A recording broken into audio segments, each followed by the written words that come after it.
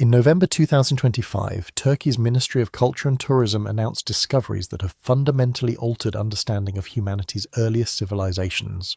The findings emerge not from a single site, but from a network of interconnected settlements spanning more than 200 kilometers of southeastern Anatolia, each containing monuments that conventional archaeology had deemed impossible for their era. For nearly 3 decades following its excavation beginning in 1995, Göbekli Tepe stood as an isolated anomaly, a single extraordinary site that defied explanation. Massive T-shaped pillars carved with intricate animal reliefs, some weighing between 8 and 16 tons, erected by people whom conventional archaeology classified as nomadic hunter-gatherers who possessed no metal tools, no wheel, no writing system, and no organized agriculture. The site predates Stonehenge by approximately 6,500 years. It predates the Egyptian pyramids by 7,000 years. It predates the emergence of pottery anywhere in the world. The conventional response to Göbekli Tepe followed a familiar pattern. Acknowledge the anomaly, classify it as ceremonial or religious, and treat it as an exception that proves the rule.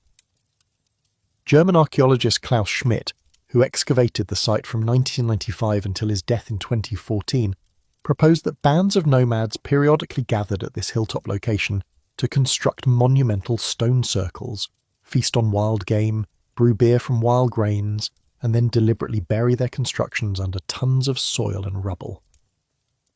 The site, in this interpretation, represented a one-time explosion of religious enthusiasm, a unique expression of early spirituality that had no precedent and left no successors. This interpretation can no longer be sustained. The 25 excavation season, conducted under the Taş Tepe project coordinated by Turkey's Ministry of Culture and Tourism, has revealed that Göbekli Tepe was not alone. It was not even unusual. It was one node in an extensive regional network of interconnected Neolithic settlements, extending across more than 200 kilometers of the Şanlıurfa highlands. This network includes at least 12 major sites now under active excavation: Göbekli Tepe, Karahan Tepe, Sayburç, Sefer Tepe, Çakmak Tepe, Harbet Suvan Tepesi, Gürcü Tepe, Kurt Tepe, Taşlı Tepe, Ayanlar Höyük, Yoğunburç, and Yeni Mahalle. Each site contains T-shaped pillars. Each site contains elaborate animal carvings. Each site demonstrates the same sophisticated understanding of stone quarrying, transport, and architectural integration. And each site dates to the same impossible period, approximately 9600 to 8000 BCE. The implications extend far beyond chronological revision. These sites were not isolated ceremonial centres visited by wandering bands. Recent excavations have uncovered domestic structures, grinding tools, storage facilities, water management systems, and evidence of extended occupation spanning centuries. The people who built these monuments were not nomads. They lived in permanent or semi-permanent settlements. They processed wild cereals on an industrial scale. They organised labour forces capable of quarrying, transporting and erecting multi-ton limestone pillars. They developed shared symbolic systems that persisted across hundreds of kilometres and more than 1,000 years. And perhaps most disturbing to the conventional archaeological models, they achieved all of this before the invention of agriculture. The archaeological site identified in a 1963 survey by researchers from Istanbul University and the University of Chicago was initially dismissed as unremarkable. The surveyors noted the presence of limestone slabs scattered across a low mound near the village of Urincik, approximately 15 kilometres northeast of the city of Şanlıurfa. They classified these slabs as grave markers from an Islamic cemetery and moved on. For 3 decades, the site remained undisturbed. Local farmers continued to plough the surrounding fields. The Yildiz family, who owned the land containing the mound, occasionally reported finding unusual stone fragments to the local museum, but no systematic investigation followed. In October 1994, Klaus Schmidt arrived in southeastern Turkey searching for sites similar to Nevaluchori, a pre-pottery Neolithic settlement where he had previously worked. Nevaluchori had produced T-shaped pillars and evidence of early monumental architecture before the site was submerged beneath a reservoir created by the Ataturk Dam in 1992. Schmidt suspected that similar sites might exist in the surrounding region. When he asked villagers about hills containing unusual flint deposits, Mahmut Yildiz guided him to the family's land. Schmidt immediately recognised that the limestone slabs were not grave markers. Their shape, their size, and their surface treatment matched the T-shaped pillars he had documented at Nevelachori. He began excavations the following year. What emerged from beneath the topsoil exceeded any reasonable expectation. The first season revealed not one but several massive T-shaped pillar layers, some standing over 5 meters tall, arranged in circular configurations around even larger central pairs. The pillars were not rough-hewn blocks, but carefully shaped monoliths, their surfaces carved with elaborate bas-reliefs depicting animals, foxes, boars, snakes, scorpions, vultures, lions, aurochs, and creatures that defied easy identification. The largest pillars featured carved arms along their narrower sides, hands meeting at what would be the abdomen, suggesting that the T-shape represented a stylized human or supernatural figure. Radiocarbon dating of organic material from the lowest excavation levels produced dates clustering around 900 to 9000 BCE, placing the earliest construction at Göbekli Tepe firmly within the pre-pottery Neolithic period. This was not merely old, this was the very beginning of the Neolithic era, the earliest phase of that great transition from mobile hunting and gathering to settled agricultural life. According to conventional models, people living during this period should have possessed neither the social organization nor the technical capability to construct monumental architecture. The enclosures Schmidt uncovered followed a consistent pattern. Each consisted of a roughly circular arrangement of T-shaped pillars, with diameters reaching up to 30 meters in the largest examples, with walls of smaller stones connecting the pillars. At the center of each circle stood a pair of larger central pillars, facing each other across an open space. The floors were made of terrazzo, a mixture of burnt lime and aggregate that had to be carefully prepared and applied. Some floors were simply the exposed bedrock carved and smoothed to create level surfaces. Pedestals cut into the bedrock supported the massive central pillars. The pillars themselves represented an extraordinary technical achievement. Analysis of the limestone quarries on the nearby plateau revealed the method of extraction. Neolithic workers identified natural fault lines in the bedrock, then used flint picks and possibly wooden tools to carve channels around the desired pillar shape. When the channels reached sufficient depth, wooden beams and wedges were inserted to lever the finished pillar from its matrix. A partially completed pillar, still lying in the western quarry, measures 7 meters in length and 1.5 meters in thickness. It was apparently abandoned when a flaw developed in the stone during extraction. Experimental archaeology conducted by the German Archaeological Institute has estimated that approximately 30 untrained workers using basalt hammers could quarry a 7-meter T-shaped pillar in 9 to 10 months. Fire setting combined with water cooling significantly accelerated the process. Transport from quarry to construction site a distance of several hundred meters over uneven terrain would have required coordinated teams using ropes, possibly wooden rollers or sledges, and some form of lubrication. Schmidt initially estimated that hundreds of people must have been involved in the construction of each enclosure. More recent labour calculations have significantly revised these estimates. Experiments conducted at Göbekli Tepe itself suggest that all the exposed pre-pottery Neolithic B structures could have been built by 12 to 24 people in less than 4 months, allowing time for quarrying, transport and food preparation. This labour estimate falls within the capability of a single extended family or village community, rather than requiring the mobilisation of multiple groups from across the region. The question of how the pillars were erected once transported to the construction site remains partially unresolved.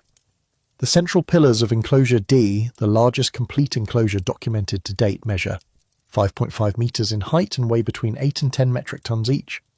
Raising such pillars to vertical position without modern lifting equipment required sophisticated understanding of leverage, counterweights and coordinated effort. Schmidt cited accounts of megalith construction on the Indonesian island of Nias, where a similar-sized stone required 525 people working for 3 days to erect using traditional methods. Alternative estimates suggest that far fewer people could have accomplished the task using ropes, wooden frames, and water or another lubricant to reduce friction.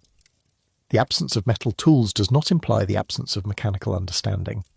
The builders of Göbekli Tepe clearly possessed extensive practical knowledge of physics, materials, and engineering, even if this knowledge was never formalized in written or mathematical form. For 2 decades following Schmidt's initial discoveries, the scholarly consensus treated Göbekli Tepe as sui generis, a unique phenomenon without parallel in the archaeological record. The site's apparent isolation reinforced interpretations that emphasized its ritual or ceremonial character. Schmidt himself believed that no one had ever lived at Göbekli Tepe. He saw no evidence of habitation, no cooking hearths, no refuse pits, no domestic structures. The site was, in his interpretation, a pilgrimage destination where hunter-gatherer bands periodically gathered for religious purposes before returning to their mobile lifestyles. This interpretation has been fundamentally challenged by excavations conducted since Schmidt's death in 2014 under the direction of Lee Clare of the German Archaeological Institute in collaboration with the Şanlıurfa Museum and Istanbul University. Beginning around 2019, deeper excavations in previously unexplored areas of the tell revealed evidence that had been missed or overlooked in earlier seasons. Rectangular structures interpreted as domestic buildings have been identified through geophysical surveys and targeted excavation. These are not monumental enclosures, but smaller constructions with stone foundations, suggesting permanent habitation rather than temporary ritual visits. Alongside these domestic structures, archaeologists have documented cisterns carved into bedrock, channels designed to collect and direct rainwater, and storage facilities capable of holding substantial quantities of processed grain. The water management system alone represents a significant revision of earlier interpretations. The cisterns documented beneath the site could hold at least 150 cubic meters of water, sufficient to sustain a resident population through dry seasons. The channels directing rainwater into these cisterns demonstrate planning and coordination that presupposes extended occupation rather than periodic visitation. Perhaps most significant is the evidence for cereal processing on an industrial scale. Analysis of grinding stones, mortars and pestles from the site has identified substantial quantities of phytoliths from wheat and barley. The morphology of these plant remains indicates wild rather than domesticated varieties, confirming that the site predates the advent of agriculture in the region. However, the volume of processing equipment suggests something beyond simple subsistence foraging. Archaeologist Dietrich and colleagues have proposed that the inhabitants of Göbekli Tepe engaged in intensive harvesting and processing of wild cereals, possibly including early cultivation experiments that did not yet produce genetically domesticated strains. The processing equipment may also have been used to produce beer from fermented wild grains, a hypothesis supported by the discovery of large stone troughs that could have served as brewing vessels. Schmidt himself had suggested that beer brewing might have played a role in the feasting activities that accompanied construction and ritual use of the monumental enclosures. The archaeofaunal evidence reinforces the picture of intensive exploitation of wild resources. Animal bones recovered from the site come predominantly from wild species. Gazelle accounts for over 60% of identified remains, followed by wild boar, aurochs, sheep, deer, and various bird species including vultures, cranes, ducks, and geese. All bones exhibit cut marks and splintering consistent with butchering and cooking. Large-scale hunting of gazelle appears to have occurred between midsummer and autumn, suggesting seasonal aggregation of human populations to exploit migratory game. This pattern of intensive wild resource exploitation, combined with evidence of permanent or semi-permanent habitation, positions Göbekli Tepe not as an isolated ceremonial centre, but as an early experiment in settled life that preceded full agricultural transformation. The site's inhabitants had developed many of the social, technical and organisational capabilities associated with later Neolithic communities, without yet adopting the full suite of agricultural practices that would eventually define the era. The transformation of Göbekli Tepe from anomaly to prototype began with the recognition that similar sites existed throughout the surrounding region. The Taş Tepeler, or stone hills, comprise a cultural landscape extending across the limestone uplands between the Euphrates and Tigris rivers, encompassing more than a dozen pre-pottery Neolithic settlements that share distinctive architectural and symbolic features. The most extensively excavated of these sister sites is Karahan Tepe, located approximately 46 kilometers east of Göbekli Tepe near the village of Yamerlu. The site was first identified in 1997 by Bahattin Çelik of Harran University during regional surveys, but systematic excavation did not begin until 2019. What has emerged in the intervening years has proven at least as significant as the original discoveries at Göbekli Tepe. Karahan Tepe may occupy a larger area than its better-known neighbour, and could represent an earlier phase of development. Some dating evidence suggests that the site may have been first occupied around 10,000 to 9500 BCE, potentially predating the earliest construction at Göbekli Tepe by several centuries, though this remains a subject of ongoing research. The settlement continued in use for approximately 400 years, spanning 3 distinct architectural phases that document a remarkable evolution in building practices. The earliest phase consists of circular or oval structures partially carved into the bedrock, with walls of undressed stone and T-shaped pillars set into the perimeter. The second phase introduces rectangular buildings with rounded corners, representing a transitional form between circular and fully rectangular architecture. The final phase features true rectangular structures with sharp corners, suggesting a fundamental shift in spatial organization and construction technique. This architectural sequence mirrors patterns documented at other Neolithic sites across the broader region, from the Levant to central Anatolia. The transition from circular to rectangular building plans has long been recognized as one of the hallmarks of the Neolithic transformation, associated with changes in household organization, property concepts, and social structure. At Karahan Tepe, this transition occurs within a single continuously occupied settlement, providing an unprecedented window into the mechanics of cultural evolution. The 2025 excavation season at Karahan Tepe produced discoveries that have captured global attention.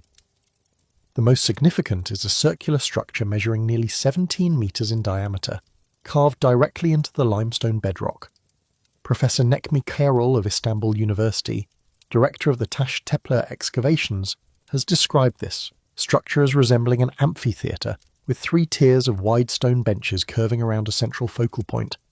The architectural parallels with classical amphitheatres and Odeons are striking, though separated by more than 10,000 years.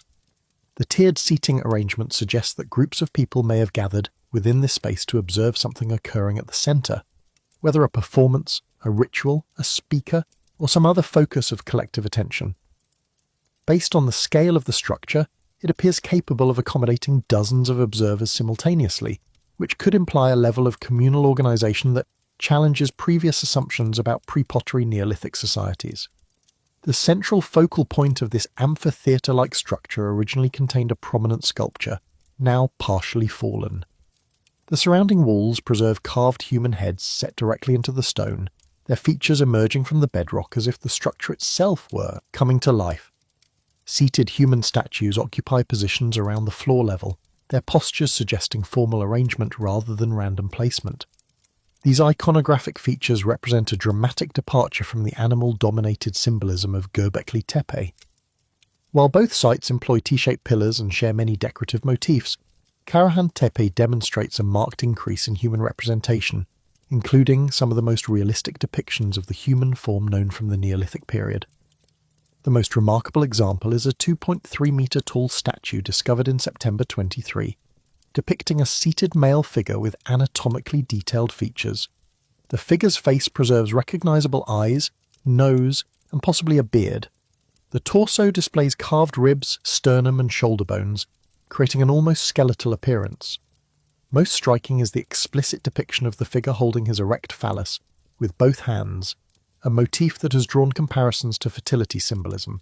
Documented in cultures spanning millennia and continents, this statue was found seated within a niche fixed to the ground, suggesting permanent installation rather than portable use. In the same area, excavators recovered a vulture sculpture with detailed beak, eyes, and wings, along with stone plates arranged on the ground in what appears to be deliberate configuration. The combination of death imagery, possibly symbolized by the skeletal torso and the vulture, with fertility imagery embodied in the explicit phallic representation, could suggest a complex cosmological system that integrated life and death within a unified symbolic framework. Though definitive interpretation remains elusive without written records from the period.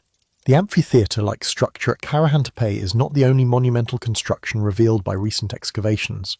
Higher on the site, archaeologists have uncovered a rectangular communal building with dimensions approximately 9 by 7 metres and preserved wall heights, suggesting a substantial original structure. Stone benches carved into the rock line the interior walls, and 4 T-shaped pillars occupy symmetrical positions within the space. Most significant is the preservation of plaster on interior surfaces, indicating that the original structure was finished and maintained with applied coatings rather than left as exposed stone. The survival of plaster implies protection from weathering, which in turn suggests that the building was roofed.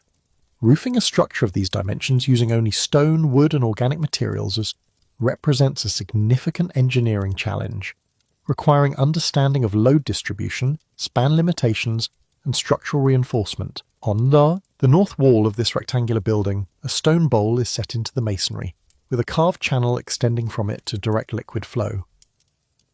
Professor Carroll has suggested that this feature served some ritual purpose, with the liquid, whether water, wine, blood, or some other substance, forming part of ceremonies conducted within the space.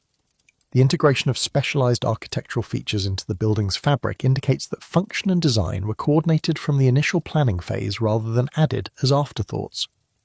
The density of construction at Karahantepe has led some researchers to propose that the site may represent one of the earliest known villages, with closely clustered buildings sharing party walls and minimal ground-level access routes. This settlement pattern, which would reappear millennia later at sites like Çatalhöyük in central Anatolia, has led to speculation that movement between structures may have occurred across rooftops rather than through alleyways at ground level. If accurate, such an arrangement would have implications for social organisation, defensive considerations, and daily patterns of interaction among residents. The fund 400-year occupation span documented at Karahantepe provides an unusual opportunity to examine cultural evolution within a single continuously inhabited settlement. The progression from circular to rectangular architecture, the shift from animal-dominated to human-centered iconography, the development of specialized ritual spaces, and the elaboration of water management and storage facilities all occur within the stratigraphic sequence of this one site. What emerges is not a static culture frozen at a single moment, but a dynamic society undergoing continuous transformation over dozens of generations. Beyond Göbekli Tepe and Karahantepe, the Taş Tepe network includes numerous additional sites that are only beginning to yield their secrets. Sayburç, located approximately 20 kilometers southwest of Şanlıurfa, has emerged as a particularly significant settlement following excavations that began in 2021 under the direction of Associate Professor Aylem Özdoğan of Istanbul University. The 2025 season at Sayburç revealed more than 50 Neolithic structures dating back approximately 1200 years, making the site contemporaneous with or slightly earlier than Göbekli Tepe. Like its neighbours, Sayburç features T-shaped pillars integrated into both domestic and communal architecture. However, the site has produced some of the most elaborate narrative reliefs yet documented from the pre-pottery Neolithic period. A limestone bench discovered in 2021 bears a carved scene depicting human figures interacting with animals in what appears to be a continuous narrative sequence. One panel shows a figure holding their phallus in the right hand, a motif that echoes the Karahantepe statue. Another section depicts a figure controlling an aurochs, grasping what appears to be a contraption or lead rope while the massive wild bovine stands alongside. The scene has been interpreted as representing either hunting, taming, or ritual interaction between humans and animals, offering rare direct evidence for the conceptual relationship between Neolithic peoples and the creatures that dominated their symbolic world. The 2025 discoveries at Sayburç include a striking human sculpture with what researchers describe as a stitched mouth, the lips appearing sealed or bound shut. Eye sockets that may originally have held shell inlays give the figure an unsettling corpse-like appearance. Professor Carroll and his colleagues have proposed that this figure may represent a deceased individual, possibly an ancestor whose silent presence was invoked through the sculpture. The sealed mouth could symbolize the silence of death, the inability of the dead to speak, or perhaps a ritual restriction on speech associated with funerary practices, though without written records. Such interpretations remain provisional. This interpretation gains support from broader patterns of death-related imagery across the Taş Tepe sites. The vulture carvings at Göbekli Tepe, particularly the elaborate relief on Pillar 43 and Enclosure D, have long been interpreted as depicting excarnation, the practice of exposing corpses to carrion birds as part of funerary ritual. Similar practices are documented at later Neolithic sites in the region, including Çatalhöyük, where vulture imagery and skull removal formed part of elaborate death cults. The Sayburç sculpture with its sealed mouth suggests that concepts of death, silence, and ancestral presence were central to the symbolic systems of these early communities. Sefer Tepe, another Taş Tepe site under active excavation, has produced discoveries that complicate the picture of regional stylistic unity. Two carved human faces revealed in the 2025 season, one executed in high relief and the other in low relief display. Proportions, surface treatment, and overall expression that differ markedly from representations at Göbekli Tepe, Karahan Tepe, and Sayburç. The subtle variations in cheek curvature, brow structure, and the treatment of the nose suggest that Sefer Tepe communities developed their own local artistic idiom within the broader Taş Tepeler cultural sphere. This pattern of shared tradition combined with local variation appears throughout the network. The T-shaped pillar form is universal, has a certain animal motifs and the general organisation of communal structures around central pillar pairs. Yet each site exhibits distinctive elements that suggest some degree of artistic autonomy and local identity. The Taş Tepeler were not a homogeneous culture, but a network of related communities, each participating in shared traditions while maintaining aspects of independent cultural expression. A particularly intriguing find from Sefer Tepe is a double-sided bead carved from black serpentinite, depicting two human faces emerging from opposite sides of the stone. The tiny object, polished to a soft sheen and pierced for suspension, demonstrates that complex symbolic meanings were not reserved for monumental architectures, but extended to small portable objects that could be worn on the body or exchanged between individuals. The double face motif invites interpretations related to duality, transformation, or protective symbolism, though its precise meaning remains unknown, suggesting conceptual sophistication that matches the architectural achievements. The question of labour organisation at Taş Tepeler sites has been central to debates about Neolithic social complexity since Göbekli Tepe's discovery. The initial estimates that hundreds or thousands of worker-hunters must have participated in construction activities implied social structures capable of mobilising and coordinating large populations, contradicting models that viewed pre-pottery Neolithic societies as composed of small egalitarian bands with limited organisational capacity. Recent experimental archaeology and comparative analysis have substantially revised these labour estimates. The structures exposed at Göbekli Tepe could plausibly have been built by groups of 12 to 24 people, a number consistent with extended family or small village populations. This does not diminish the achievement, but recontextualises it. The construction of monumental architecture did not require exceptional mobilisation of labour beyond normal community capacity. What it required was sustained commitment over extended periods, technical knowledge accumulated across generations, and social systems that transmitted and coordinated this knowledge. The engineering challenges involved in Taş Tepeler construction remain impressive regardless of labour force size. Quarrying multi-ton limestone pillars using only stone tools required understanding of the material properties, fault lines, and extraction techniques.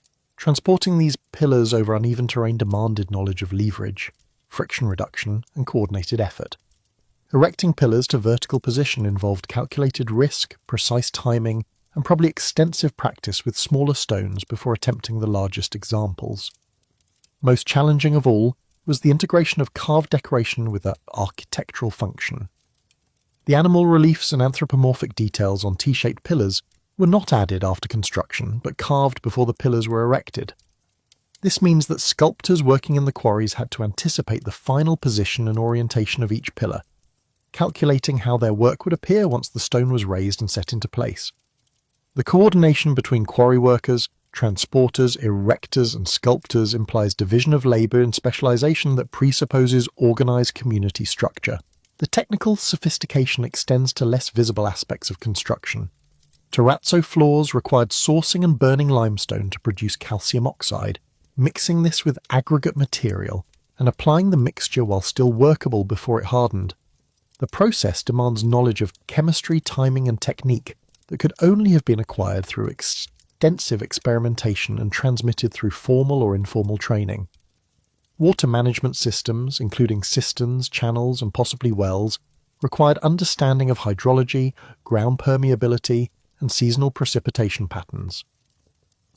The scale of these systems at sites like Göbekli Tepe and Karahan Tepe indicates planning horizons extending beyond immediate needs to anticipate future dry seasons and population growth. The accumulation of these technical capabilities within pre-pottery Neolithic communities suggests inheritance of knowledge from still earlier periods. The Taş Tepeler sites do not. represent the sudden emergence of previously unknown technologies, but the elaboration and monumentalization of techniques with deeper roots. Sites like Göbekli Tepe, dated to approximately 1000 to 950 BCE, may represent precursors to the Taş Tepe culture, possessing artistic and material traditions that were subsequently amplified at Göbekli Tepe and its sister sites. Perhaps the most counterintuitive finding from the Taş Tepe excavations concerns the temporal pattern of architectural achievement. Conventional models of cultural evolution assume progressive development, with early examples being simpler and later examples more sophisticated as knowledge accumulates and techniques improve. The Taş Tepe sequence inverts this expectation. The earliest structures at Göbekli Tepe and Karahan Tepe are also the most ambitious. The massive circular enclosures with their towering central pillars, elaborate animal reliefs, and sophisticated terrazzo floors belong to the oldest construction phases.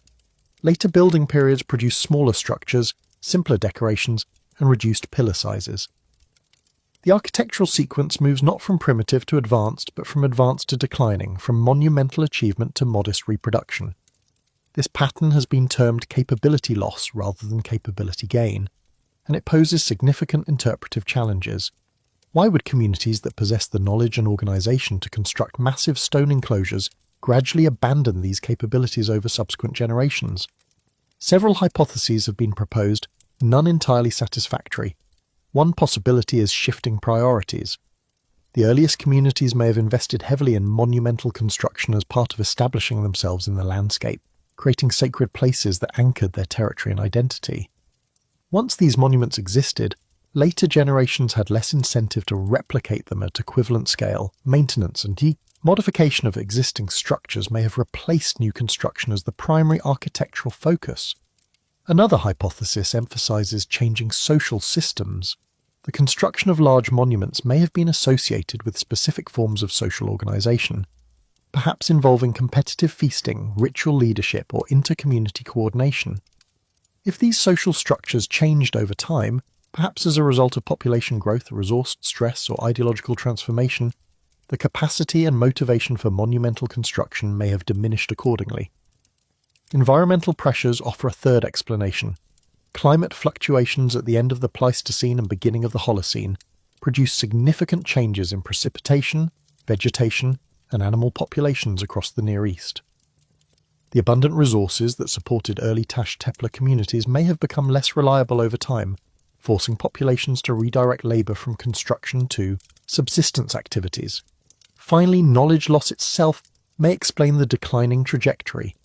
The technical capabilities required for monumental construction were not genetically transmitted, but culturally learned.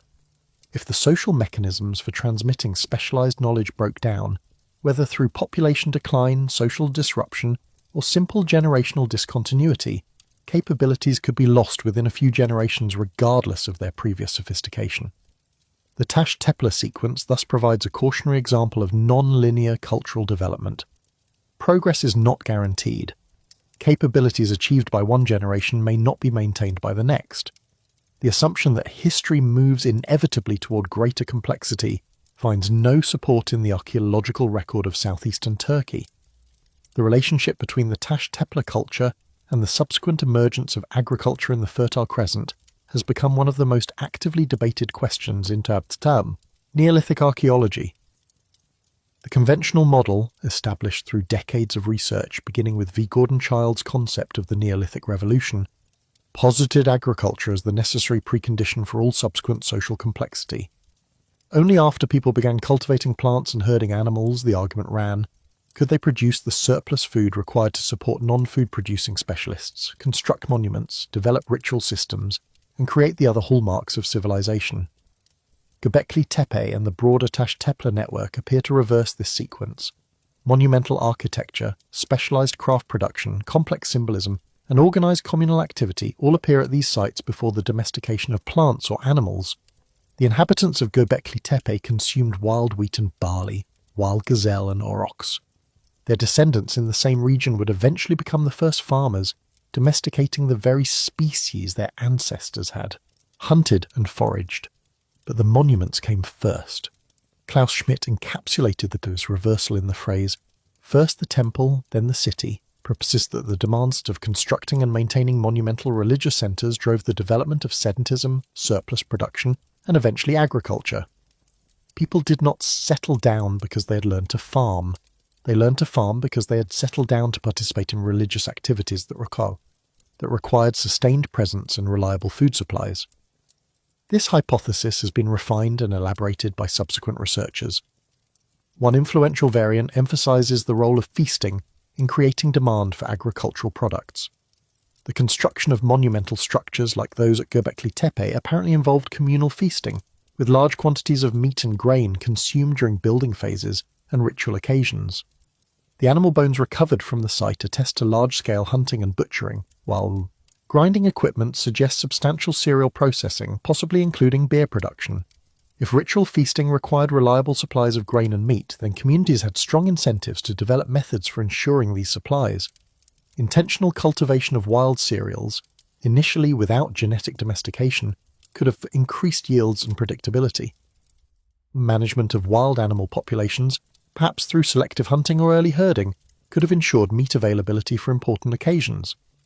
Over generations, these management practices could have intensified into full agriculture. The geographical coincidence supports this interpretation. Göbekli Tepe lies at the heart of the region where both wheat and barley were first domesticated. Genetic studies of modern cultivated wheat have traced its ancestry to wild populations growing within a few dozen kilometers of the site. The Karakadar Mountains, visible from Göbekli Tepe's summit, harbor wild wheat varieties that are the closest known relatives of domesticated strains. If agriculture originated anywhere, it originated here, among the descendants of the people who built these monuments. Alternative interpretations challenge the temple before agriculture hypothesis without rejecting its empirical basis.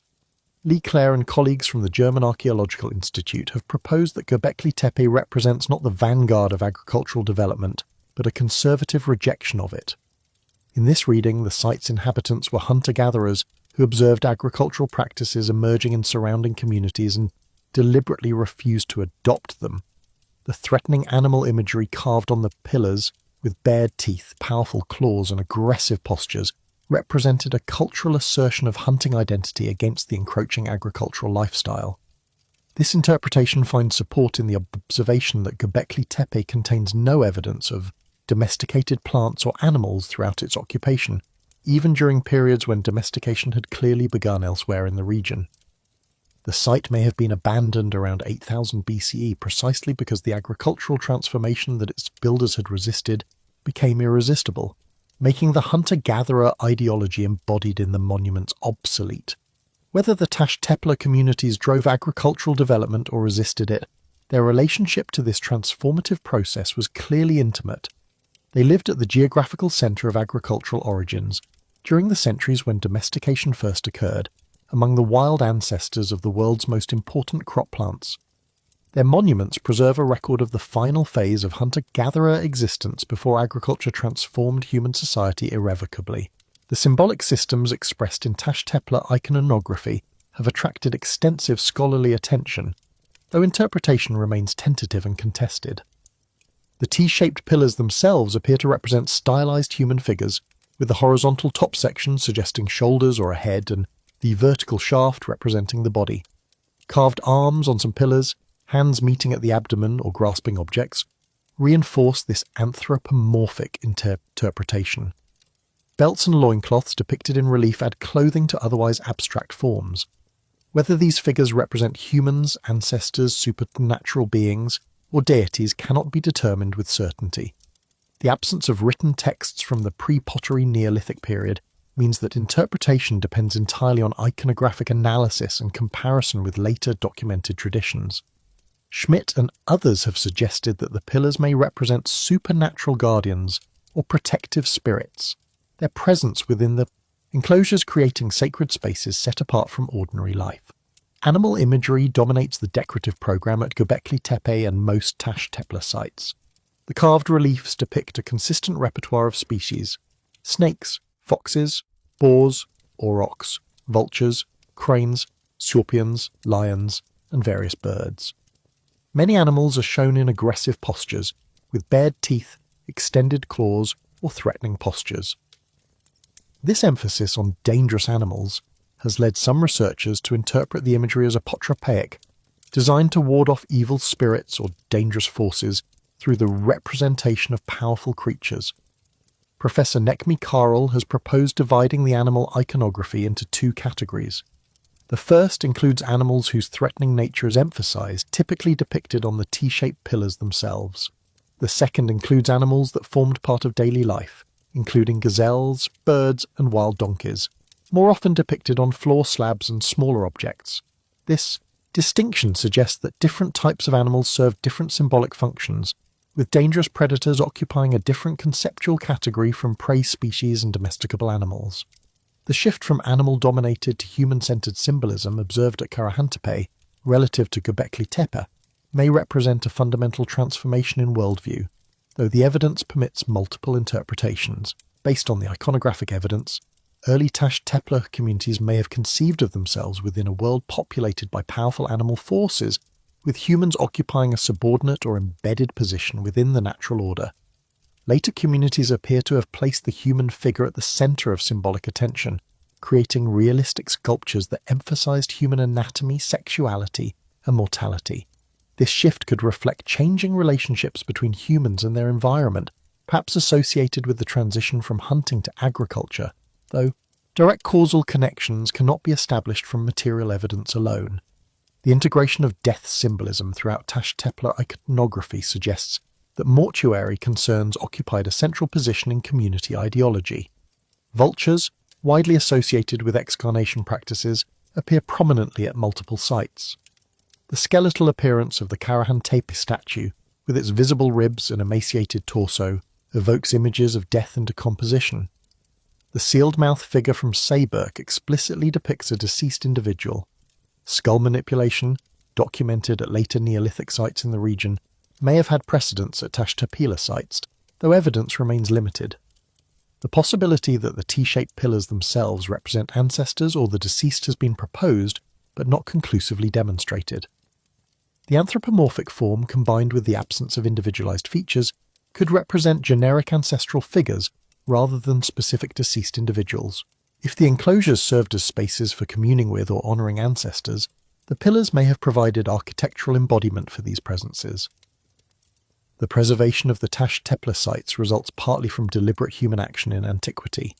At Göbekli Tepe and apparently at Karahantepe, the monumental enclosures were intentionally filled with soil, stone rubble, and settlement debris around 8000 BCE. This backfilling protected the stone structures from weathering and preserved them in remarkably complete condition for subsequent discovery. The reasons for this deliberate burial remain uncertain. Schmidt originally interpreted it as ritual decommissioning, with communities ceremonially closing their sacred spaces before abandoning them. The backfilling would then represent a final act of respect or closure, preserving the monuments in a state of eternal rest rather than allowing them to decay through neglect. Alternative interpretations suggest more practical motivations. Landslides documented in the stratigraphic sequence indicate that the enclosures were repeatedly damaged by natural processes, with soil and debris sliding into the lower-lying structures from surrounding slopes. Retaining walls were constructed to prevent this damage, but the effort required for continuous maintenance may eventually have exceeded community capacity or willingness. Deliberate backfilling may have represented abandonment and practical protection rather than ritual closure. The backfilling also complicates the archaeological interpretation of the sites. Material found within the fill cannot necessarily be associated with the period when the enclosures were in use. Radiocarbon dates from fill deposits have produced ages younger than expected, leading to debates about whether the fill was deposited in a single event or accumulated over extended periods. The current consensus, developed since Schmidt's death, recognizes that the fill represents a complex sequence of deposition rather than a single ritual burial. What the backfilling does confirm is the end of the Tash Tepe tradition. Around 8000 BCE, monumental construction in this distinctive style ceased throughout the region. The enclosures were closed, the sites abandoned, and the cultural tradition that had produced them terminated. Within a few centuries, the descendants of these communities had fully adopted agriculture, established permanent villages, and begun the journey toward the complex societies that would eventually produce the civilizations of Mesopotamia, Egypt, and the Mediterranean world. The Tash Tepe thus occupy a unique position in human history, the final florescence of hunter-gatherer monumental culture, occurring at the very moment when agriculture was transforming human existence irrevocably. The sites preserve a snapshot of a vanished world, a record of capabilities and concepts that would not resurface for millennia, if they reappeared at all. The scale of what remains undiscovered at Tash Tepe sites is difficult to overstate. As of 2021, less than 10% of Göbekli Tepe had been excavated. Geophysical surveys have identified at least 20 large enclosures beneath the surface of the tell, most of which have never been touched by archaeologists. Dr. Mehmet Ünal of Harran University's Department of Archaeology has suggested that at least 15 additional stone enclosures remain buried, with some researchers speculating that one enclosure might date as far back as 15,000 years ago. Though this extreme antiquity remains highly speculative and unconfirmed by radiocarbon dating. At current excavation rates, complete investigation of Göbekli Tepe alone could require another 150 years. The other Tash Tepe sites are even less explored, with most having undergone only preliminary survey and limited test excavation. The full extent of the regional network remains unknown, as additional sites continue to be identified through satellite imagery, ground surveys and local reports. The Turkish government has invested substantially in the Tash Tepe project, recognising both its scientific importance and its potential for cultural tourism. A new visitor centre at Göbekli Tepe opened in 2021, and facilities at Karahan Tepe are nearing completion. International exhibitions have brought Tash Tepe artefacts to audiences worldwide, including a major installation at the Colosseum in Rome that drew 6 million visitors between October 2024 and March 25. Future research will benefit from technological advances unavailable to earlier generations of archaeologists. Ground-penetrating radar, LiDAR scanning, geomagnetic surveys, and other remote sensing techniques allow detailed mapping of subsurface features without excavation. DNA analysis of human and animal remains promises insights into population relationships, migration patterns, and domestication process. Isotope studies can reveal dietary patterns, seasonal movement, and geographic origins of individuals and materials. The interpretive frameworks applied to Tash Tepe data continue to evolve as new discoveries challenge established models. The simple categories of hunter-gatherer versus agricultural, nomadic versus sedentary, ritual versus domestic prove inadequate for capturing the complexity of these early communities. New conceptual tools are required to understand societies that combined elements from both sides of traditional dichotomies, that built monuments before they built farms, that created sophisticated symbolic systems without writing, and that achieved organizational complexity without hierarchy as conventionally understood. The archaeological record from Göbekli Tepe and the broader Tash Tepe network establishes several conclusions that resist reasonable dispute. First, monumental architecture appeared in southeastern Turkey by approximately 9600 BCE, among populations that subsisted primarily through hunting and gathering. Second, this architecture was not isolated but distributed across a regional network of interconnected sites sharing distinctive features including T-shaped pillars, animal iconography, and circular or oval enclosure plans.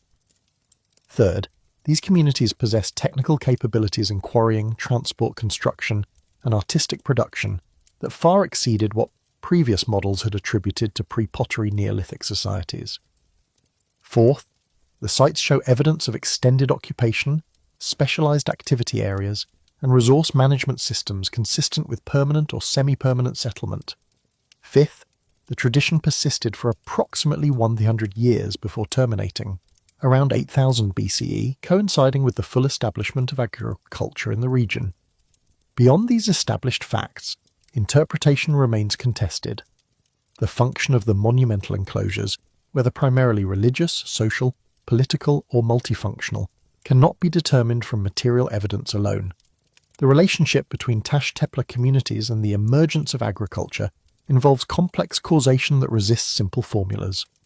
The meaning of the elaborate iconographic programs in the absence of contemporary texts depends on inference and analogy with later documented traditions.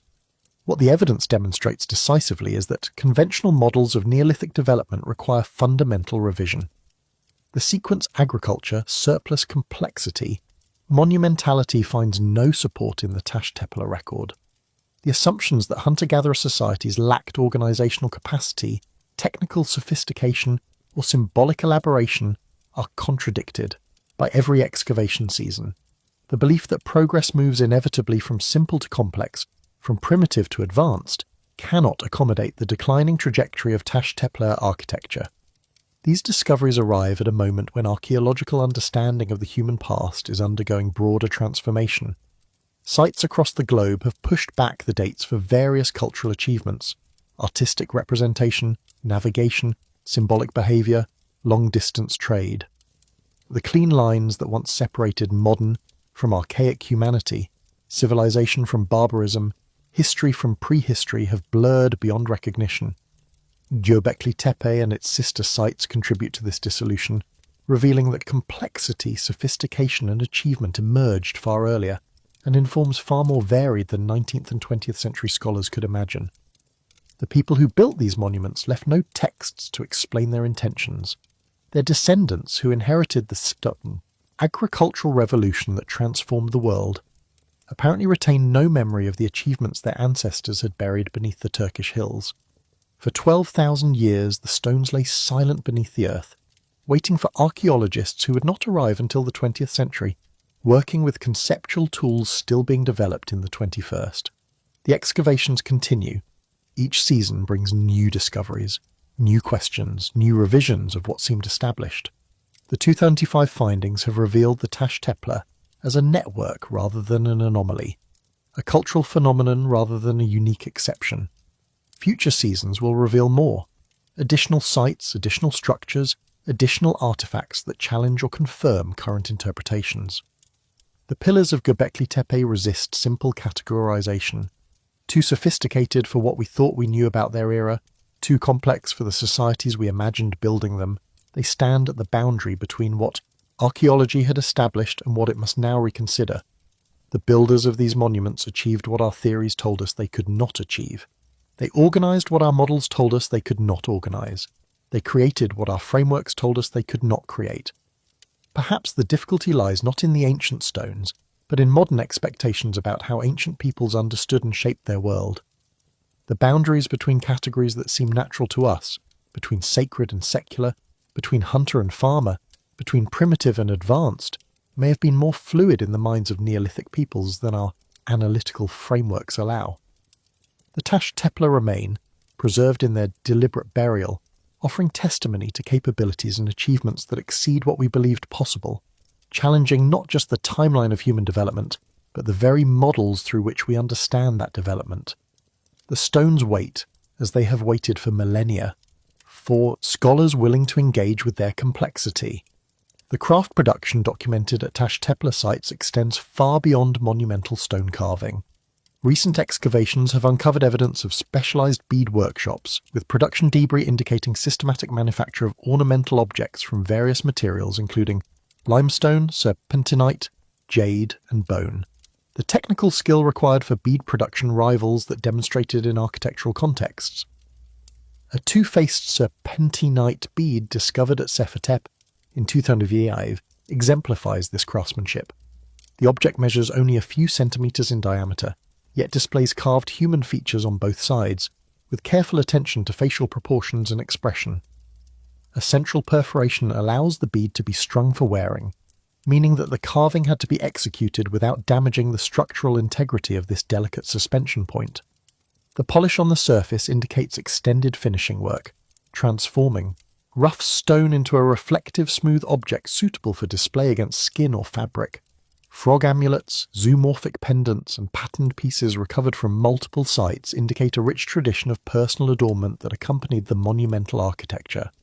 These portable objects could be worn, exchanged, gifted, or buried with their owners, creating networks of symbolic significance that extended beyond the fixed monuments into the mobile lives of individuals. The snake and eel motif appearing on carved blocks at several sites may have carried protective or transformative significance, though specific meanings cannot be recovered from material evidence alone. The presence of obsidian at Taş Tepe sites provides evidence for long-distance exchange networks extending hundreds of kilometers. Obsidian, a volcanic glass prized for its ability to produce extremely sharp cutting edges, does not occur naturally in the limestone highlands around Şanlıurfa, the nearest Obsidian sources lie in central Anatolia and eastern Turkey, requiring transport across substantial distances to reach Göbekli Tepe and its sister sites.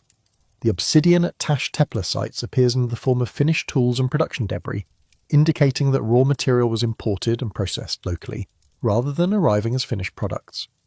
This pattern suggests sustained contact between Taş Tepe communities and obsidian-producing regions, whether through direct procurement expeditions, intermediary traders, or some combination of exchange mechanisms. The organizational requirements for maintaining such long-distance connections reinforce conclusions about social complexity derived from architectural evidence. The architectural evolution documented across the Taş Tepe sequence follows patterns that reappear throughout the subsequent history of the Near East.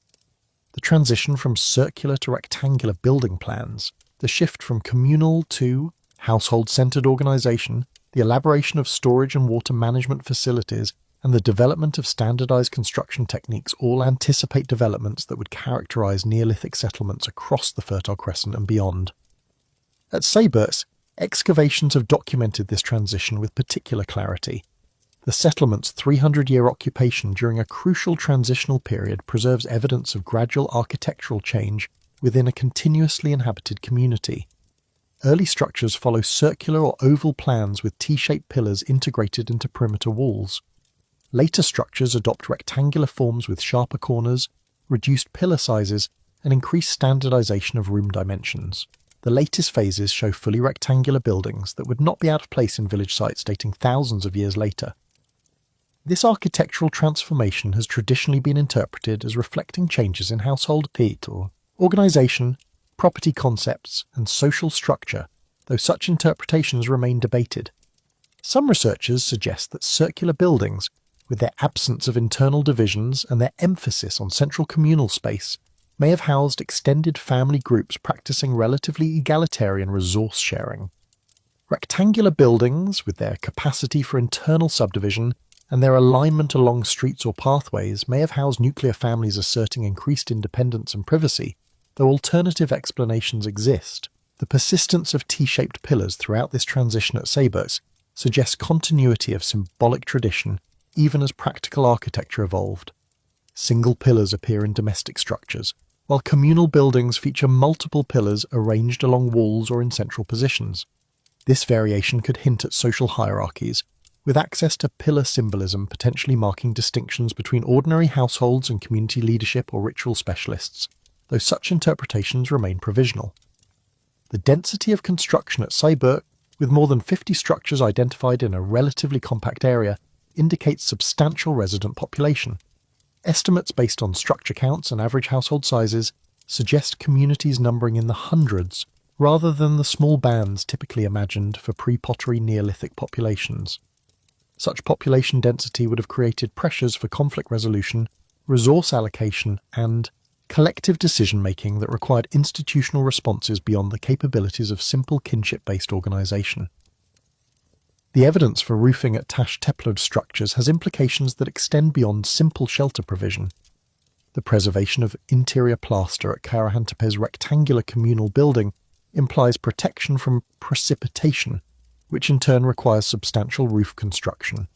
Roofing a structure measuring approximately 9 by 7 meters using only locally available materials presents significant engineering challenges.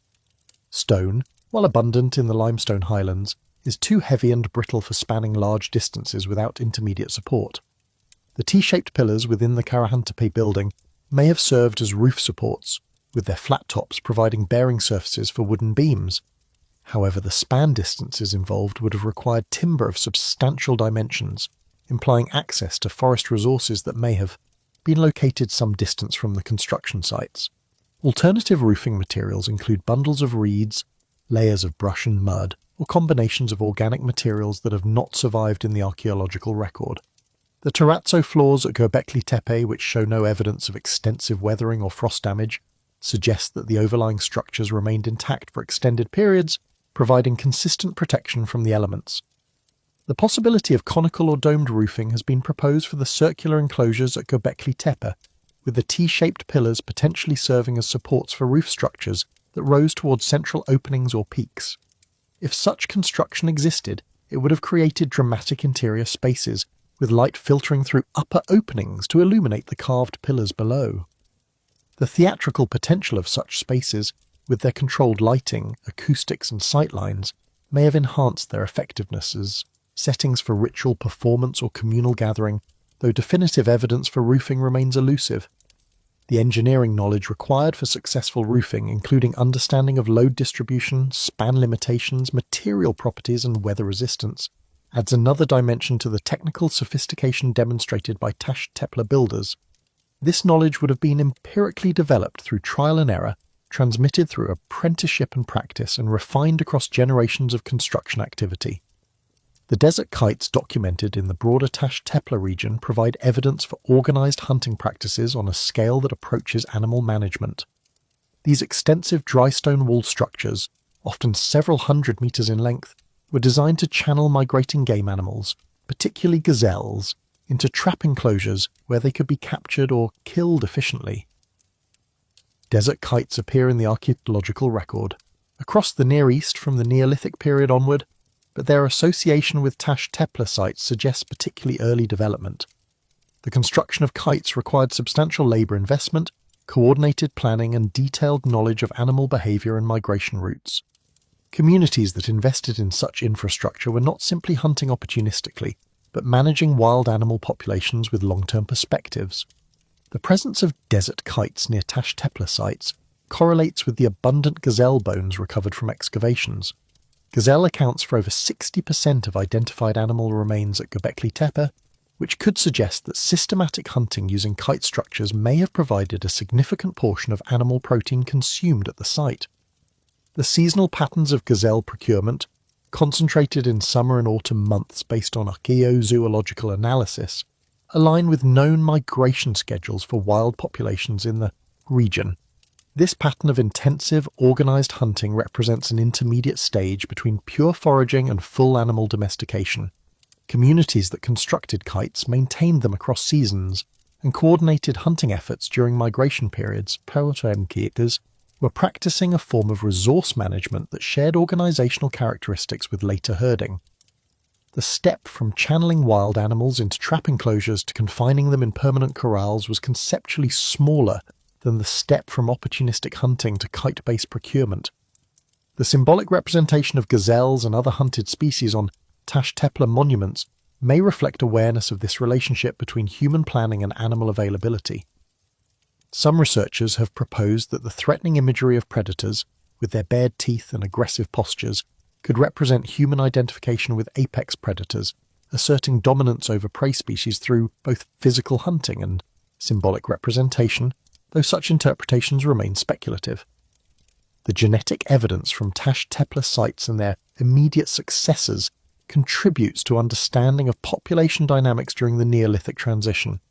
Human samples from Göbekli Tepe dated to approximately 9000 to 8500 BCE, and Sayonu dated to approximately 8300 to 7500 BCE, have been analysed as part of broader studies of Neolithic genetics. These samples cluster with other Mesopotamian Neolithic populations, suggesting regional continuity rather than replacement by incoming groups. The genetic data indicate that the populations who built the Tash Tepler monuments were ancestral to later Neolithic and eventually Bronze Age communities in the region.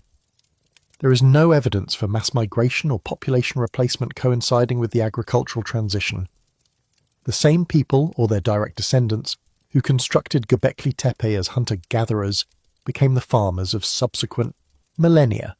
This continuity has implications for understanding the relationship between cultural transformation and population stability. The dramatic changes documented in subsistence practices, settlement patterns, and material culture across the Neolithic transition were not driven by the arrival of new populations bringing new technologies. They were generated within existing communities through processes of innovation, adaptation, and cultural evolution that transformed societies from within. The genetic evidence also reveals connections between Tash Tepler populations and communities across the broader Fertile Crescent.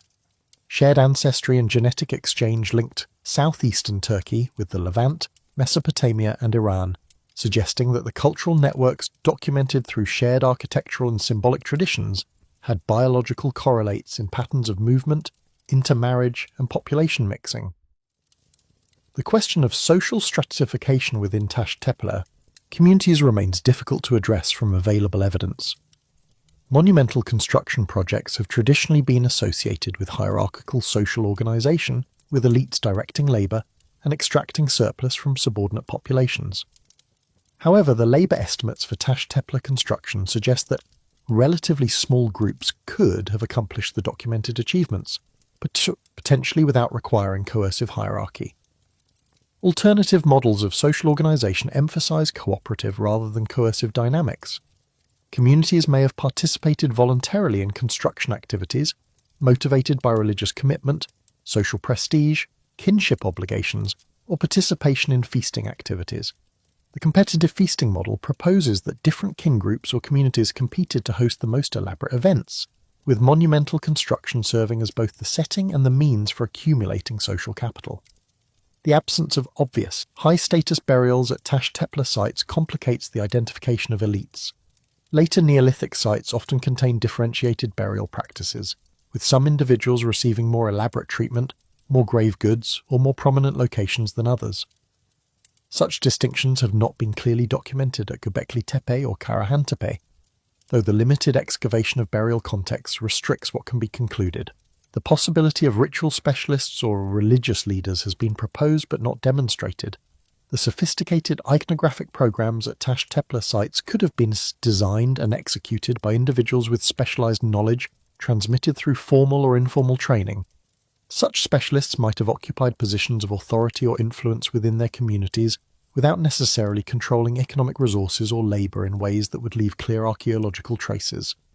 Recent scholarship has suggested that the organization required to build the Taş Tepe monuments may mark the beginnings of class society and patriarchy, with monumental construction serving as a mechanism for establishing and reinforcing social distinctions.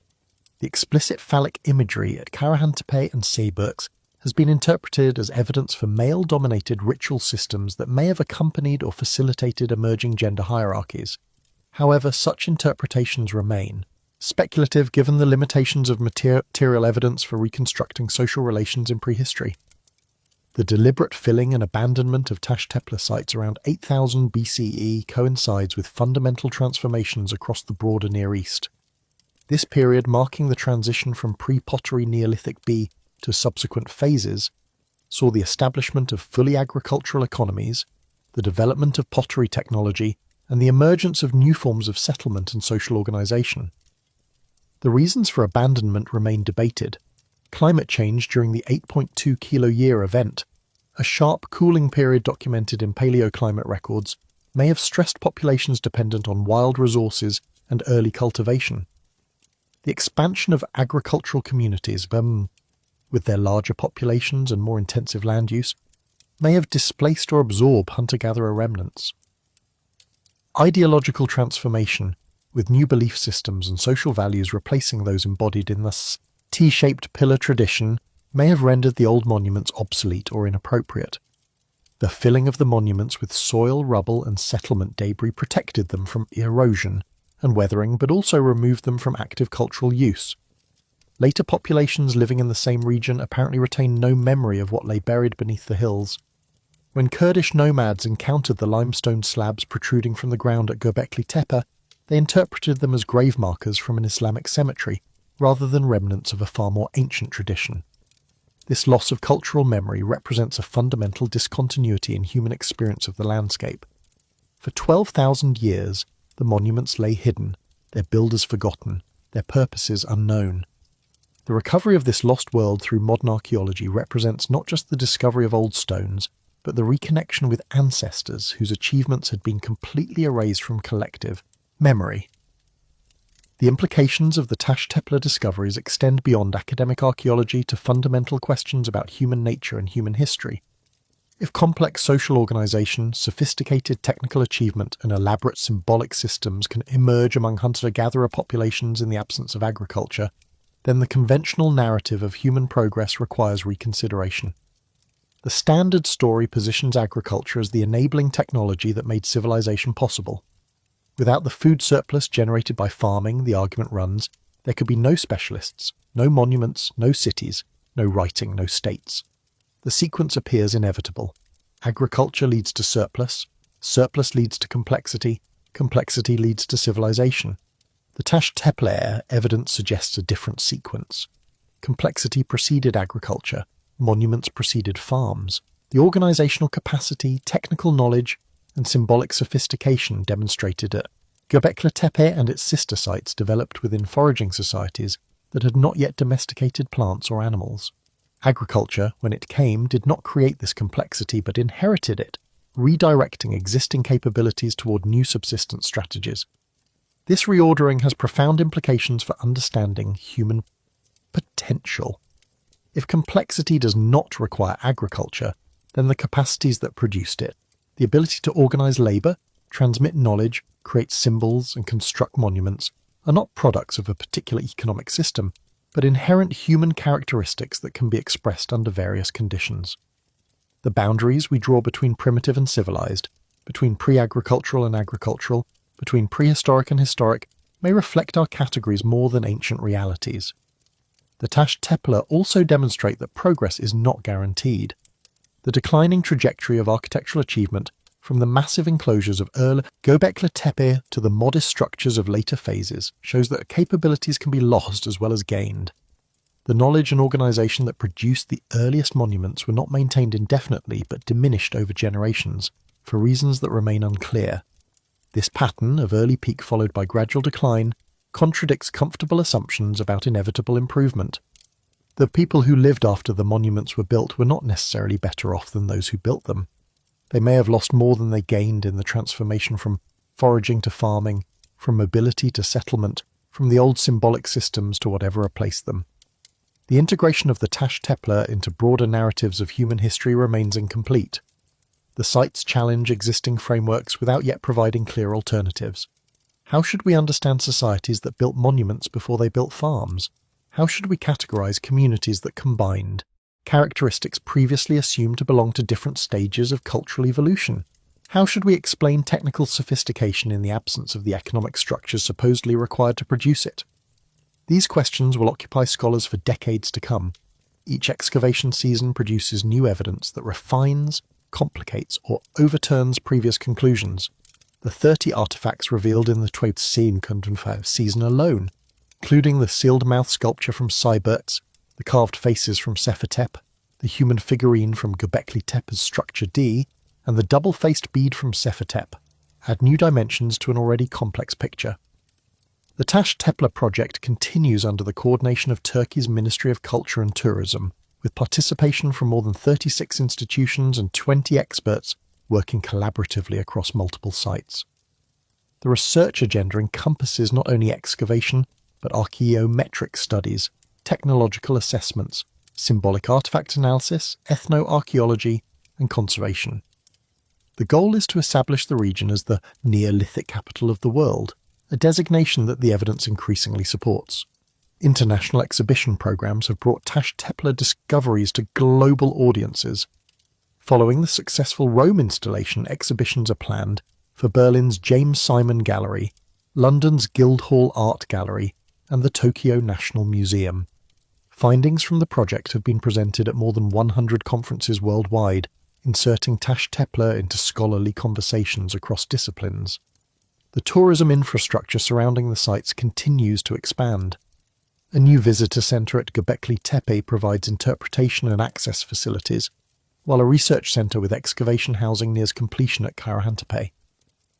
Since opening to visitors, Göbekli Tepe has welcomed 4 million tourists, including approximately 750,000 in 2025 alone, reflecting growing global awareness of the site's significance. The narrative that emerges from the Tash Tepe excavations resists simple formulation. These were not primitive people struggling at the margins of survival.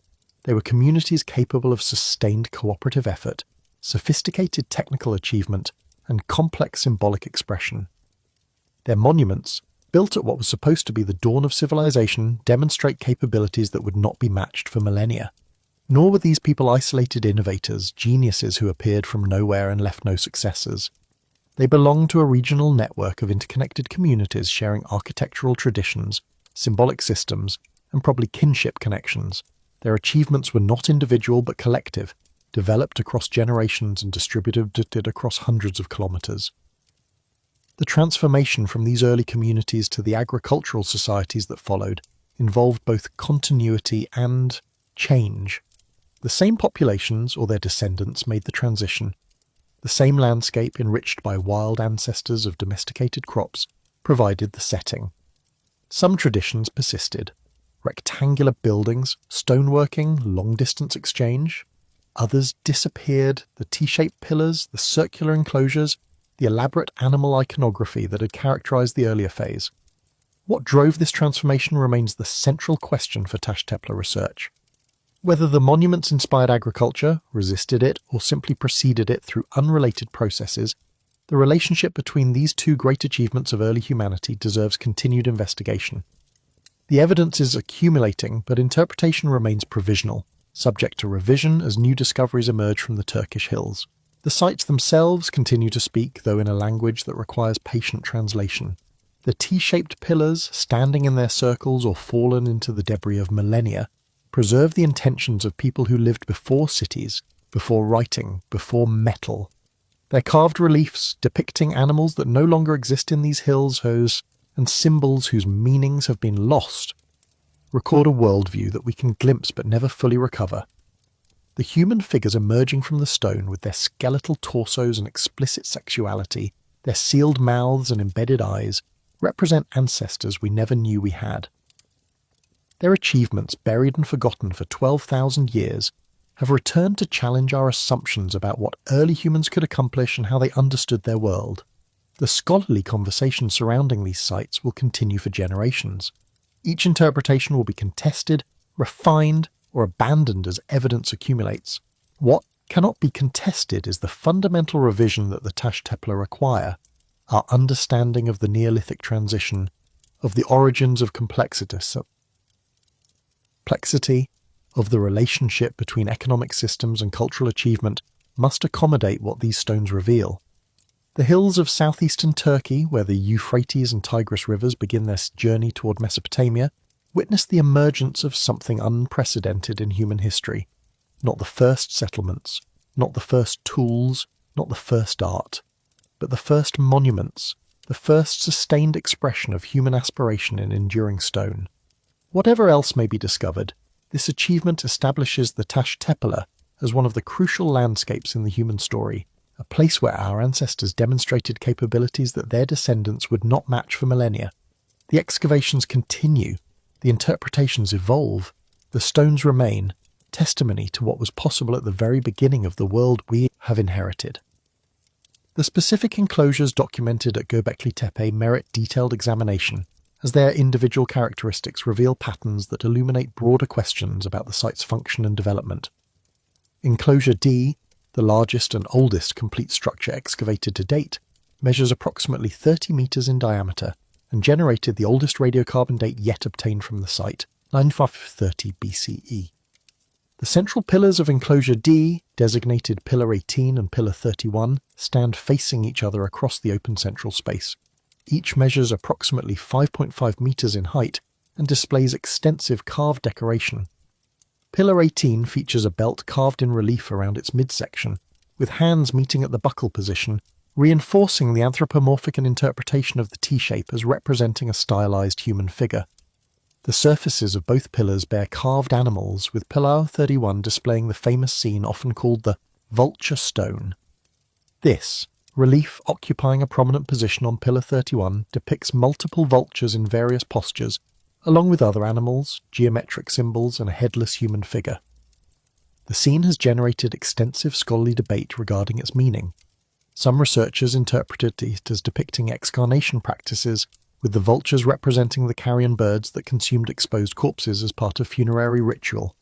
Others see astronomical symbolism, proposing that the arrangement of animals and symbols represents stellar constellations or records a significant celestial event.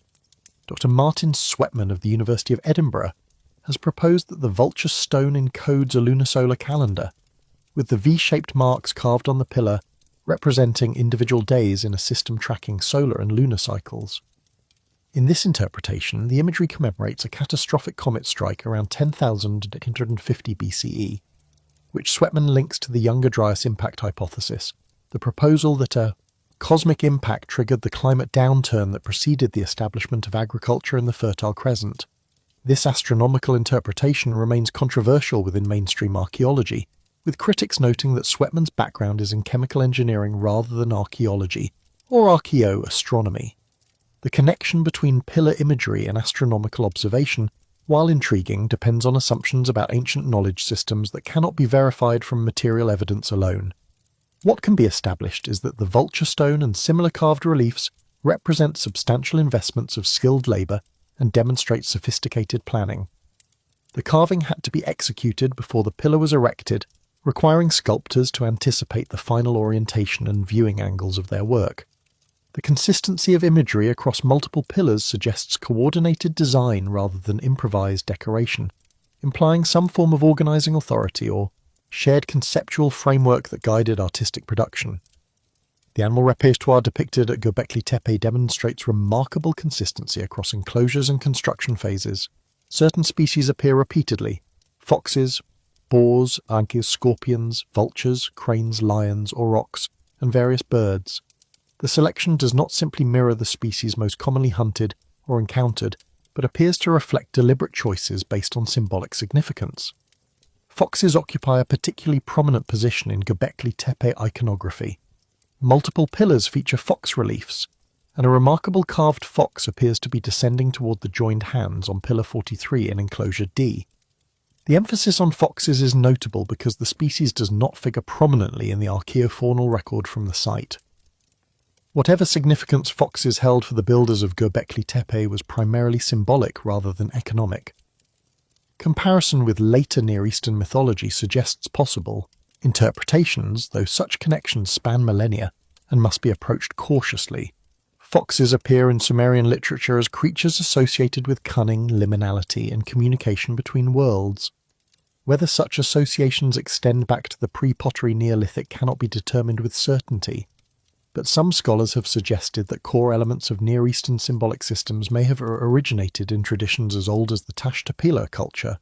Snakes appear with striking frequency, carved in relief on pillar surfaces, depicted in sculptural form, and represented on portable objects. Based on the snake's association with earth, regeneration, and transformation in documented later traditions, some researchers propose that similar symbolic meanings may have roots in Neolithic symbolism. The shedding of snake skin, the emergence of new life from apparent death, could have provided a powerful metaphor for communities grappling with questions of mortality, continuity, and rebirth, though such interpretations remain speculative. Scorpions, vultures, and lions represent dangerous creatures whose presence in built environments would normally be unwelcome. Their prominent representation at Göbekli Tepe has led some scholars to suggest that symbolic incorporation of dangerous beings may have served protective or empowering functions, potentially transforming threats into guardians or allies through artistic representation. The emphasis on wild, dangerous animals stands in contrast to the domestic animal imagery that would come to dominate later Neolithic iconography. Sites like Çatalhöyük, dating to approximately 7500 to 5700 BCE, feature cattle imagery prominently, with bulls' heads and horns installed on interior walls and paintings depicting human interaction with large bovines.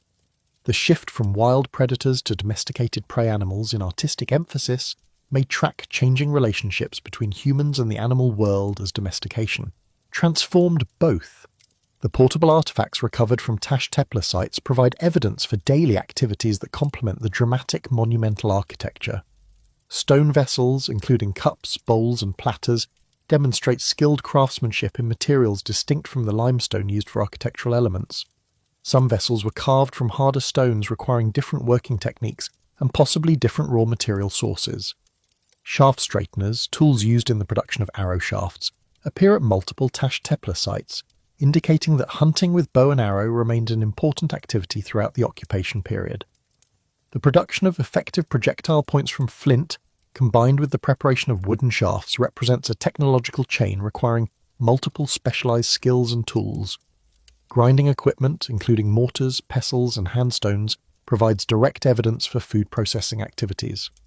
The surfaces of these tools bear wear patterns consistent with grain processing, though the grains themselves were wild rather than domesticated varieties.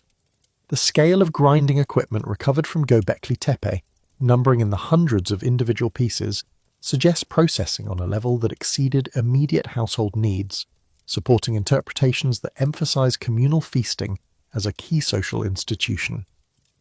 The flint tool assemblage from Göbekli Tepe resembles that of other northern Levantine pre-pottery Neolithic sites, including diagnostic projectile point types that serve as chronological markers.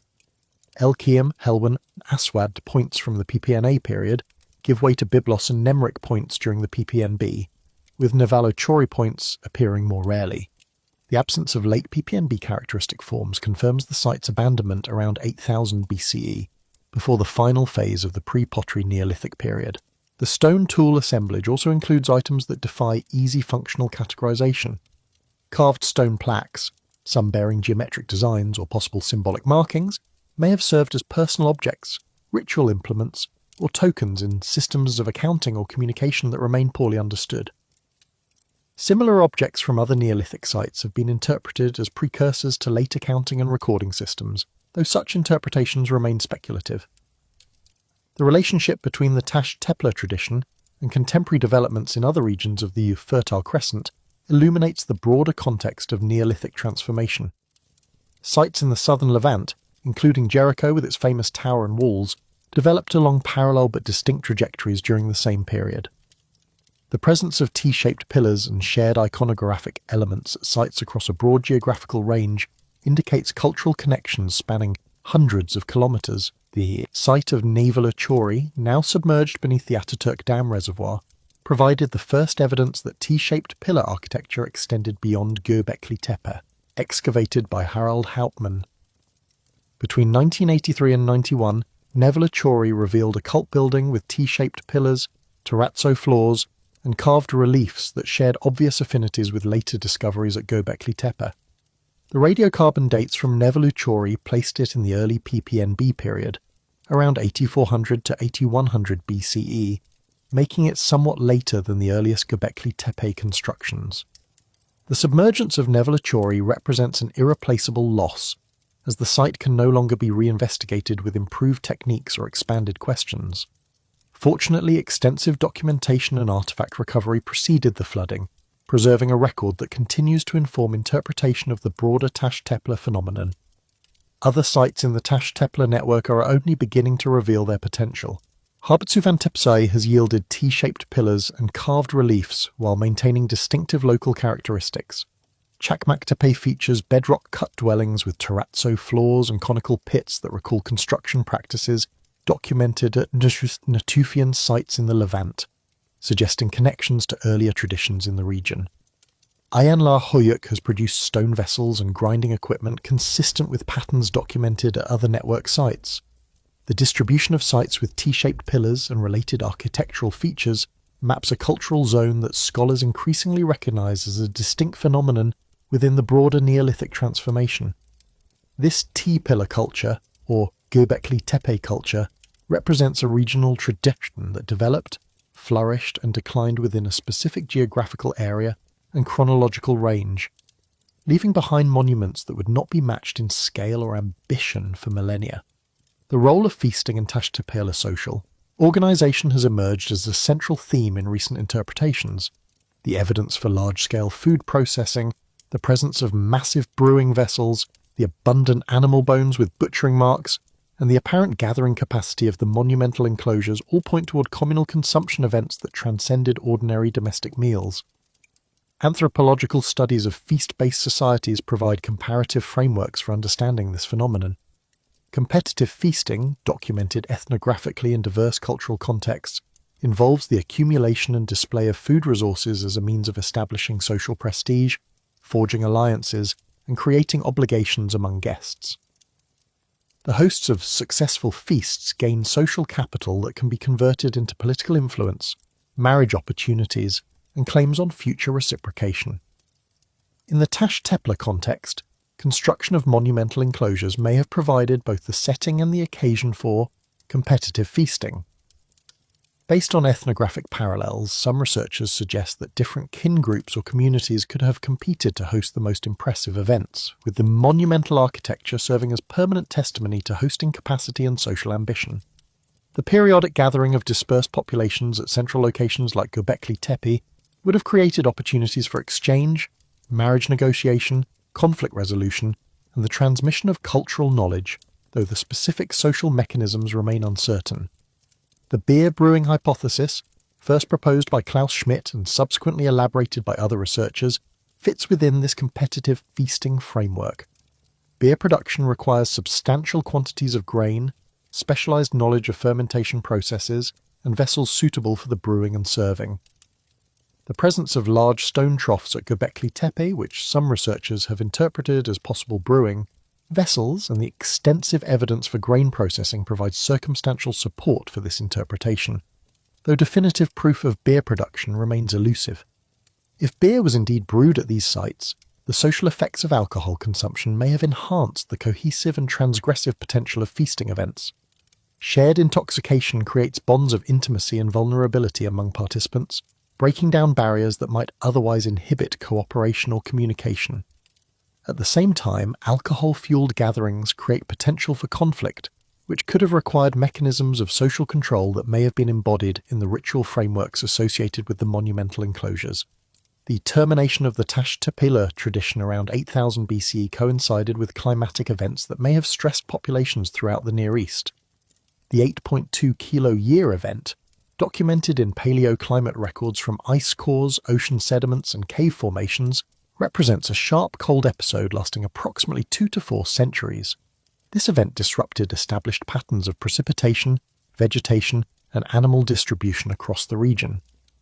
For communities that had developed during the relatively favourable conditions of the early Holocene, the 8.2 kiloyear event may have created challenges that existing adaptive strategies could not address.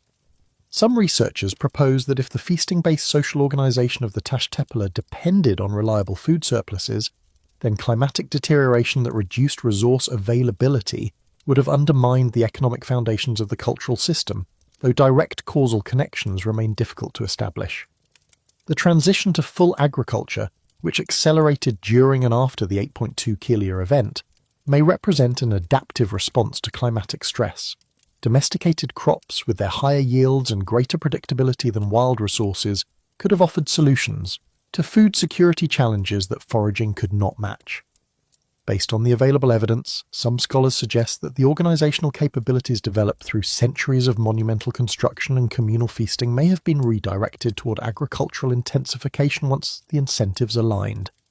This interpretation positions the Taş Tepeler not as a dead end, but as a crucial developmental stage that potentially prepared communities for agricultural transformation. The skills, knowledge, and social forms cultivated through the T-pillar tradition did not disappear, but may have been transformed and reapplied in new contexts. The communities that buried Göbekli Tepe around 8000 BCE were almost certainly the ancestors of the farmers who would eventually give rise to the civilizations of Mesopotamia and beyond. The significance of the Taş Tepeler discoveries continues to grow as excavation reveals new evidence, and analysis refines understanding. Each season brings unexpected finds that challenge existing interpretations and suggest new research directions. The human statue discovered in Structure D at Göbekli Tepe in 2025, the sealed-mouth sculpture from Seybert's, the dual-faced bead from Sefer Tepe, each adds complexity to an already intricate picture. The scholarly community has responded with intense engagement. Publications on Taş Tepeler topics have multiplied exponentially since Klaus Schmidt's initial reports, with contributions from archaeologists, anthropologists, geneticists, climatologists, and specialists in fields ranging from archaeobotany to computational modelling. The site's UNESCO World Heritage status, granted to Göbekli Tepe in 2018, has elevated its visibility and created institutional frameworks for long-term preservation and investigation. Yet much remains uncertain. The specific beliefs and practices of Taş Tepeler communities, the social structures that organise their labour and sustain their traditions, the meanings they attach to their elaborate symbolic systems, all resist definitive reconstruction from material evidence alone. The absence of writing means that interpretation depends on analogy, inference, and comparison with later documented traditions whose relevance cannot be assumed. What can be established with confidence is that the Tash Tepe represents something unprecedented in the human record: the emergence of monumental architecture, complex symbolism, and sophisticated technical capability among communities that had not yet adopted agriculture. This achievement challenges fundamental assumptions about the necessary conditions for cultural complexity and the sequence of developments that led to civilization as we know it. The stones of Göbekli Tepe and its sister sites preserve testimony to human capabilities that exceed what conventional models predicted. They stand as monuments to ancestors whose achievements were forgotten for 12,000 years, but whose legacy, buried beneath the Turkish hills, has now re-emerged to reshape understanding of human history. Whatever else future excavations may reveal, this fundamental revision of the human story stands as the enduring contribution of the Tash Tepe to knowledge of our shared past. The methodology employed at Tash Tepe excavations reflects contemporary best practices in archaeological science, combining traditional field techniques with advanced technological applications. Ground-penetrating radar surveys have mapped subsurface features across extensive areas, identifying buried structures without the disruption of excavation. Geomagnetic surveys have detected anomalies in soil composition that indicate anthropogenic activity, guiding the placement of excavation trenches toward areas of highest research potential. LiDAR scanning has produced detailed three-dimensional models of exposed architecture, creating permanent digital records that preserve spatial relationships even as excavation inevitably destroys the context it investigates. These digital models enable virtual reconstruction, comparative analysis, and public visualization that would be impossible with traditional documentation alone. Photogrammetry techniques have captured the carved surfaces of T-shaped pillars at resolutions that reveal tool marks, traces of pigment, and details invisible to casual observation. Laboratory analysis complements field investigation. Radiocarbon dating of organic materials, including charcoal, bone, and plant remains, provides the chronological framework within which construction and occupation phases can be ordered. Stable isotope analysis of human and animal remains reveals dietary patterns, migration histories, and environmental conditions. Phytolith analysis of soil samples and residues on grinding tools identifies the plant species that ancient communities processed and consumed. The integration of these multiple analytical approaches produces a picture of Tash Tepe communities that far exceeds what any single method could achieve. The massive T-shaped pillars visible to any visitor represent only the most obvious element of a complex technological and social system that extended from quarry selection and stone working through community organisation and symbolic expression to the eventual abandonment and burial that preserved the sites for modern discovery. The educational and touristic potential of the Tash Tepe sites has attracted substantial investment from Turkish government authorities. The designation of 2018 as the Year of Göbekli Tepe reflected official recognition of the site's significance for national identity and international visibility. The protective shelter constructed over the main excavation area, spanning approximately 4,000 square metres and funded jointly by Turkish authorities and the European Union, preserves exposed structures while allowing visitor access. The visitor experience at Göbekli Tepe now includes interpretive displays, guided pathways, and facilities that accommodate the growing number of tourists drawn by media coverage and scholarly attention. The site has welcomed 4 million visitors since opening to the public, with annual numbers continuing to increase. This tourism generates economic benefits for the surrounding region while creating challenges for site preservation that require ongoing management. The balance between access and preservation represents a persistent tension in cultural heritage management. Foot traffic, atmospheric conditions, and the mere presence of visitors create cumulative impacts on fragile archaeological deposits. The construction of elevated walkways, climate control systems, and visitor capacity limits addresses these concerns while maintaining the public engagement that justifies preservation investments in the first place. The planned research centre at Karahan Tepe will expand facilities for archaeological investigation while creating infrastructure for extended field seasons. Housing for excavation teams, laboratory spaces for artifact processing, and storage facilities for recovered materials will support intensified research activities in coming years. The integration of research and presentation functions at a single site reflects contemporary approaches to archaeological heritage that emphasize living research programs rather than static monuments. International collaboration has characterized Taş Tepe research from the beginning, with German, Turkish, and other researchers working together under various institutional arrangements. The current framework, coordinated through Istanbul University in partnership with the Şanlıurfa Museum and supported by Turkey's Ministry of Culture and Tourism, brings together more than 36 institutions and over 200 specialists across multiple disciplines. This collaborative model maximizes the expertise brought to bear on complex research questions while distributing the costs and benefits of investigation across participating institutions. The exhibition program that has brought Taş Tepe artifacts to international audiences represents another dimension of this collaborative approach. The Rome installation at the Pontis Colosseum, featuring replica pillars and interpretive materials, introduced millions of visitors to Neolithic Anatolia who might never have the opportunity to visit Turkey. Planned exhibitions in Berlin, London and Tokyo will extend this reach further, positioning the Taş Tepe as globally significant heritage rather than purely regional or national property. The knowledge generated through this research and disseminated through exhibitions, publications and media coverage contributes to broader understanding of human history. The story of Göbekli Tepe has entered popular consciousness as an emblem of archaeological surprise, proof that the past can still overturn comfortable assumptions about how and when human achievements emerged. Each new discovery from the Taş Tepe extends this story, adding detail and complexity to a narrative that continues to unfold. The excavations will continue for decades, perhaps for a century or more, before the full extent of the Taş Tepe phenomenon is documented. Future scholars, working with methods and questions not yet conceived, will build upon the foundations laid by current research. The stones themselves, patient and enduring, will yield their secrets gradually, resisting easy interpretation while rewarding sustained engagement. What emerges from the Turkish hills is not simply a revised timeline or an updated catalogue of ancient achievements. It is a transformed understanding of human capability, of the conditions under which complexity can emerge, of the paths by which foraging societies became agricultural civilizations. The people who raised the T-shaped pillars of Göbekli Tepe and Karahan Tepe, who carved their elaborate reliefs and gathered in their circular enclosures, who processed wild grain and hunted gazelle while building monuments to last millennia. These people were our ancestors in more than genetic terms. They were the first to demonstrate what humans could achieve when they committed themselves to collective projects that exceeded individual lifetimes.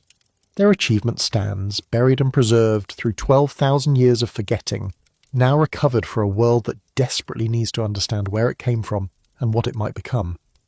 The Taş Tepe speak across the ages, testimony to possibilities that remain open wherever humans gather to build something greater than themselves.